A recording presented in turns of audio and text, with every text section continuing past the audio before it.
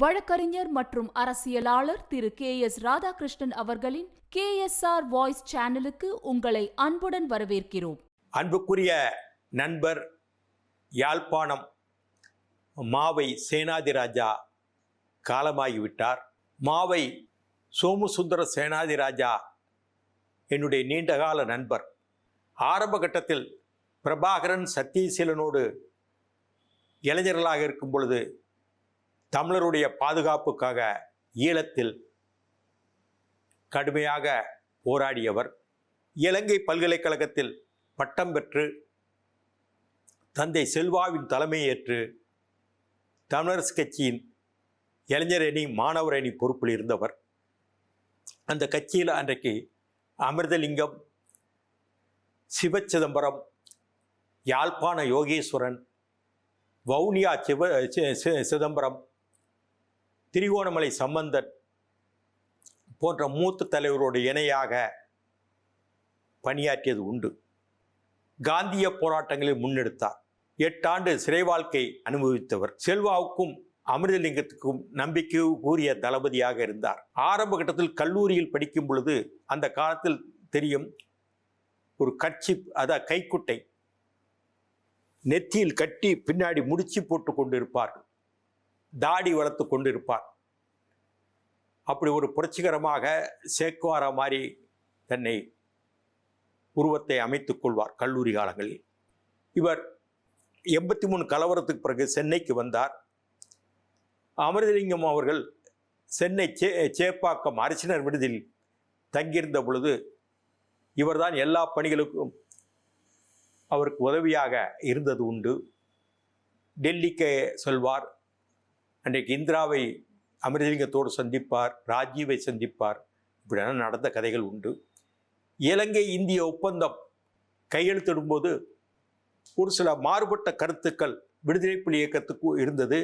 அதே மாதிரி இவங்க TULF சார்பிலும் சில பிரச்சனைகள் இருந்தன. அது சரி செய்ய வேண்டும் என்ற நிலையில் அமிர்தலிங்கத்தோடு சேனாதிராஜாவும் மங்கையர்க்கரசி அமிர்தலிங்கமும் டெல்லிக்கு சென்றார்கள். திம்பு பேச்சுவார்த்தை நேரத்திலும் நானும் சென்றிருந்தேன், இவரும் வந்திருந்தார். அன்றைக்கு விடுதலை புலி இயக்கமும் அதில் பங்கு பெற்று பேசியது உண்டு. இப்படியான நிலையில் சேனாதிராஜா கிட்டத்தட்ட எனக்கு தெரிந்தவரை 81லிருந்து 89 வரை சென்னையில் இருந்தார். அதில் பிரபாகரன் என்னோடு தங்கியிருந்த நாட்களுக்கு பிறகு 84ல் இவர் என்னோடு தங்கியிருந்த காலங்கள் உண்டு. அப்போது ஈழவேந்தனும் என்னோடு தங்கியது உண்டு. அவரும் நாடாளுமன்ற உறுப்பினராக இருந்தவர். பல விதங்களில் சிந்தனைபூர்வமாக ஈழ மக்களுக்காக உழைக்க வேண்டும், தனி ஈழம் காண வேண்டும் என்றெல்லாம் அவர் அடிக்கடி சொல்வார். நிலைமைகள் மீறிவிட்டன, என்ன செய்ய என்ற நிலையை அடிக்கடி அவர் வாடிக்கையாக சொல்வது உண்டு.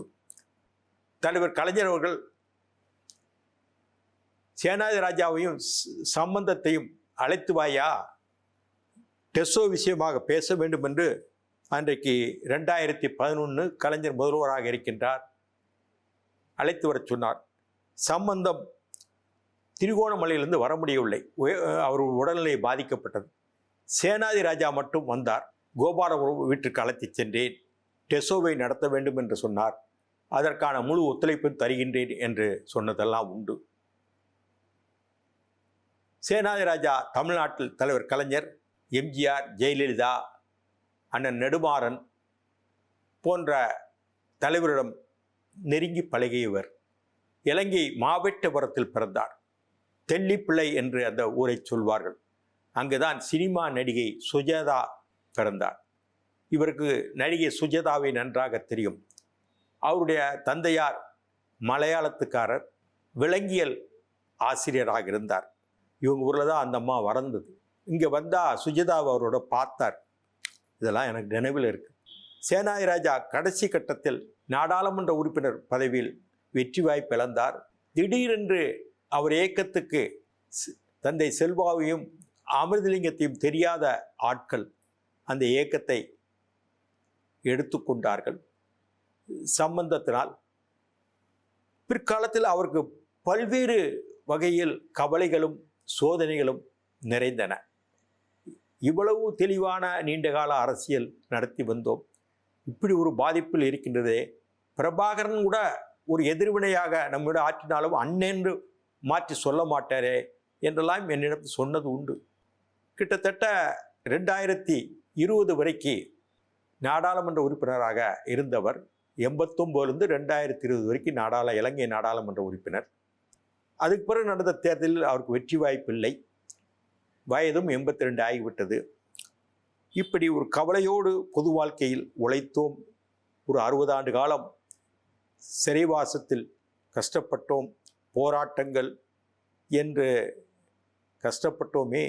இன்றைக்கு முதிய வயதில் ஒரு அரசியல் பூர்வமாக நமக்கு மகிழ்ச்சி இல்லையே என்று சொன்னதெல்லாம் என்னிடம் உண்டு. அப்படிப்பட்டவர் இன்றைக்கு இறந்து விட்டார். ஒரு முறை சமீபத்தில் எனக்கு நன்றாக நினைவிருக்கு, 2021 நினைக்கிறேன், திமுக ஆட்சிக்கு வந்த நேரம். அன்றைக்கு நான் திமுகவால் நீக்கப்படவில்லை. முதலமைச்சர் ஸ்டாலினை பார்க்க வேண்டும் என்றார். உடனே அழைத்து சென்று அறிவாலயத்தில் வைத்து அவரை சந்தித்தேன். கிட்டத்தட்ட ஒரு 20 நிமிஷம் பேசிக்கொண்டு விட்டு அங்குள்ள அரசியலை பற்றி பேசிக்கொண்டு விட்டு வந்தோம். அதற்கு பிறகு அவர் சென்னைக்கு வரவில்லை. பாண்டிச்சேரியில் அவரை பற்றியான ஒரு கருத்தரங்கம் நடந்தது. பஞ்ச் ராமலிங்கம் அவர் ஒரு பேராசிரியர் நடத்தினார். இப்படியான ஒரு அமிர்தலிங்கத்துக்கு முழு நம்பிக்கைக்குரிய ஒரு சகோதரராக இருந்த மாவே சேனாதிராஜா மறைவுக்கு என்னுடைய ஆழ்ந்த இரங்கல். அவருடைய புகழ் நீடிக்க வேண்டும். அவருடைய தியாகம் ஈழத்தமிழர் வரலாற்றில் நிச்சயமாக இடம்பெறும் என்று நம்புகிறேன். சுவாரஸ்யமான பல அரசியல் தகவல்களுக்கு இணைந்திருங்கள் KSR வாய்ஸ் சேனலோடு. நன்றி, வணக்கம். KSR வாய்ஸை சப்ஸ்கிரைப் செய்யாதவர்கள் உடனடியாக சப்ஸ்கிரைப் செய்யுங்கள். அருகில் இருக்கும் பெல் பட்டனையும் கிளிக் செய்யுங்கள். நாங்கள் போடும் வீடியோக்கள் உங்களுக்கு உடனுக்குடன் வந்து சேரும்.